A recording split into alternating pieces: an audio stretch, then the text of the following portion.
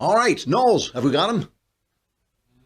The great and powerful Michael Knowles. There we are. Hey, it's good to see you. You know, I have to thank you. You have given me some really terrible assignments before, Southside with you, Barry, so on. I'm really glad you did not send me to Charlottesville this weekend. That would have been worse than Southside with you. So I just like to thank you on the show. It would have been a toss up, Southside or you, or having your head cracked in by a bunch of crazy. Fair enough. How's your show going? Show's going well. I want to thank everybody for listening. We rose up pretty high in the charts and have been doing shockingly well. I figured we would have been canceled by now, but thanks to viewers like you, somehow I still have a job. I've tried my best to get you canceled, and that I have to remind people: you have to go on. You cannot let this man look at this guy's face. Look at this mug. You cannot let this man rise above my show, and it's all about the reviews. You got to go on iTunes and review my show and give it good reviews, so you can humiliate this man as he so obviously deserves. So you have written a lot and you wrote a really excellent piece a while back for the Daily Wire about these. What do we call them? I almost hate to call them the alt-right because it doesn't mean anything. The word has been watered down to mean nothing. Yeah. They've sort of done it. It's a weird alliance between these guys and the media to make this term so ambiguous that they pull people in. And this is the cleverness of them. It's why they called their rally Unite the Right. This rally was just neo-Confederates, neo-Nazis, white nationalists. They're very small group of people and centered around those ideas, but they called it Unite the Right because then people like Richard Spencer and so on get to mainstream themselves and insinuate themselves in the conservative movement that booted them out 50 years ago. Right. They did, right? These are the guys that William Buckley chased out of the temple, basically. That's right. And they've always been around a little bit. You know, the Buckley purged the Birchers and other racists and anti-Semites. And they've kind of come back a little bit. You know, there was always this Buchananism, toyed around with this a lot. I think a lot of other people, John Derbyshire has written racist articles. Yep. Peter Brimelow has veered into that territory. And for decades now, there have been people like Jared Taylor, my fellow Yale, who's a white supremacist, white nationalist, I think is fair. He is unique, I think, among them because he's actually not anti-Semitic. He's just a ethno-state advocate and wants a white country and all those sort of things.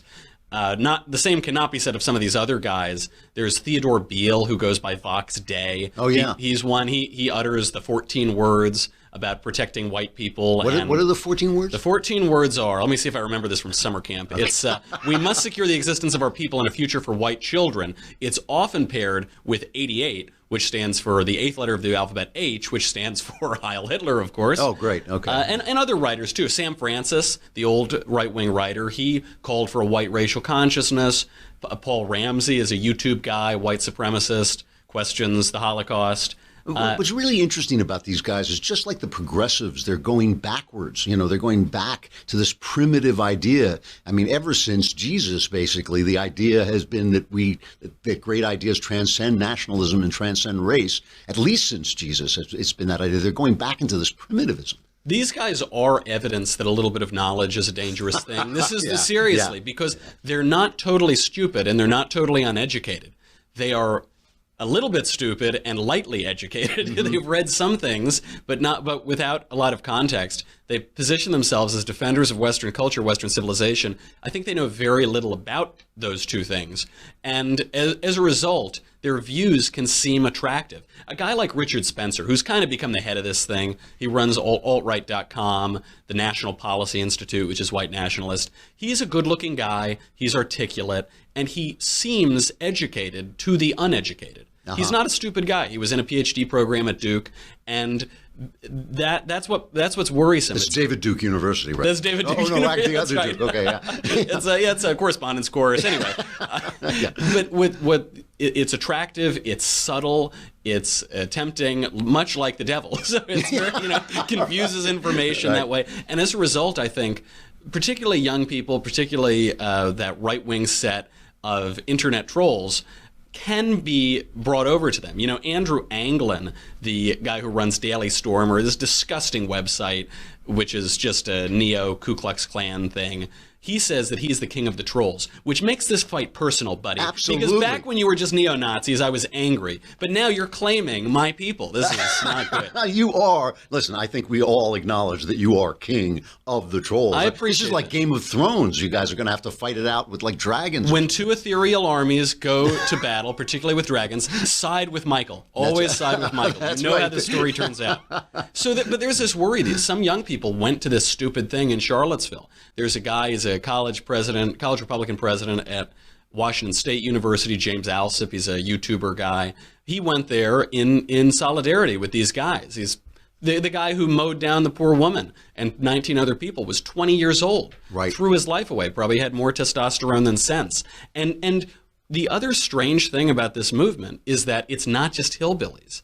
Of course. Yeah. There are a lot of roots. Andrew Anglin, the Daily Stormer guy, says that his largest source of traffic and donations is Silicon Valley.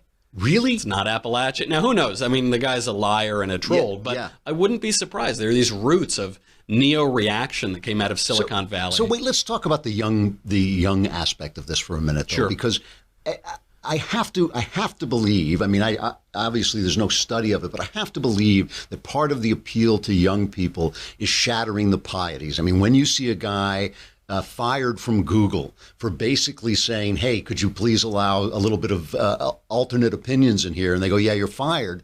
It becomes, I mean, I always used to say this about John Derbyshire too, is that it becomes glamorous to fight the power. I mean, it's kind of like Satan in Paradise Lost. You know, he's up against this massive power. It becomes kind of romantic to stand up against it, even if you're utterly in the wrong. That's precisely right. And I don't think we should condescend and patronize these young people and say, oh, you've got a lot to learn, young fella. But nevertheless, you have to be careful when your ideas are forming and you don't quite know where you stand, and you have a little bit of knowledge or a little bit of education or a little bit of passion because you're watching Brandon Ike get fired or this guy at Google get fired, and you're seeing your grades lowered because you're on the right.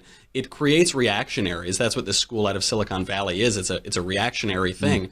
And you really ought to calm down, or you can ruin your life. The internet is forever, and the extreme of this is a guy who mowed down a woman and killed her. He'll go to jail if there's any justice.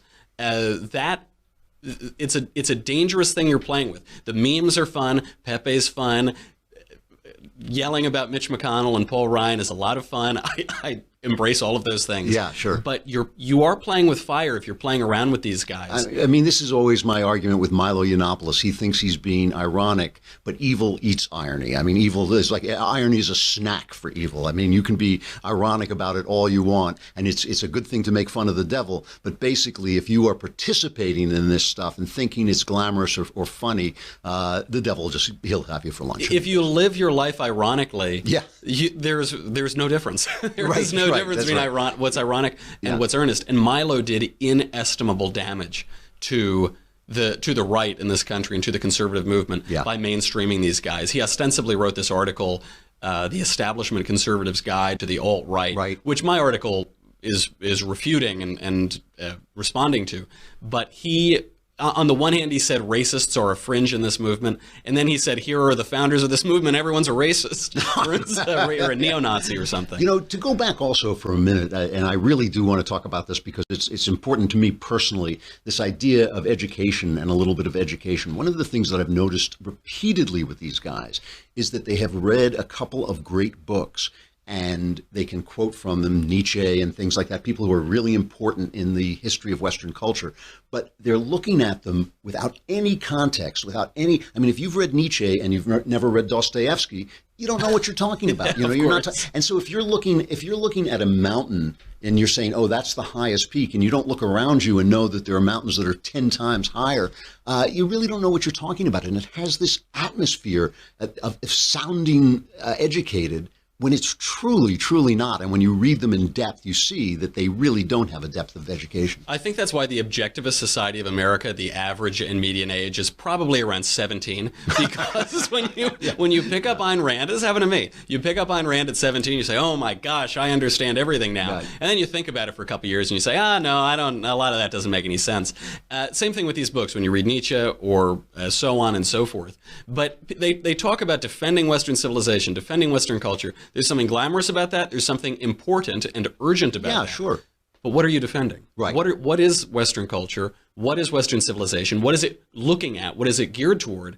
And what are you looking at? And what are you geared toward? Right. Something tells me it's not the same thing. Right. A really, really good point. You can't defend Western civilization by violating all of its norms. Michael Knowles, The Michael Knowles Show is coming on soon, and he'll continue talking about this. Thanks a lot, Michael. It's really interesting. Good to be here. All right. See you, Drew. Man, oh man, we got to, you know what we should play? Did I send you that cut from the 1947? The military put this out after the war, after World War II, to get people away from these philosophies. I just want to play you this for a little bit. It's corny. This is from 1947, a guy making the kind of speech that these right-wingers are making, and the military sort of trying to teach people how to stay away from it.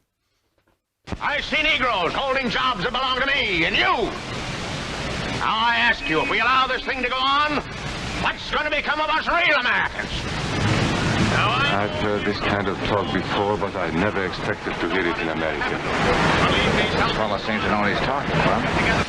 What are we real Americans going to do about it? You'll find it right here in this little pamphlet. The truth about Negroes and foreigners. The truth about the Catholic Church. You'll find Do you out believe in that kind of talk? and you'll find out who That all makes pretty good sense to me. And I tell you, friends, we'll never be able to call this country our own until it's a country without. Without what? Yeah, without what? Without Negroes. Without alien foreigners. Without Catholics. Without Freemasons. You know these What's wrong with the Masons? I'm a Mason. Hey, that fellow's talking about me. And that makes a difference, doesn't it? These are your...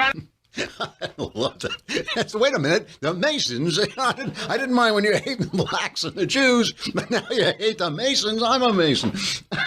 And, it's funny because it's old-fashioned and corny, but it is so, so true that, this stuff will turn on you as fast as it will turn on anybody else. It'll turn on, whatever you think you are, whatever you think protected class you think you're in. One day you let these guys in, and one day they come after you.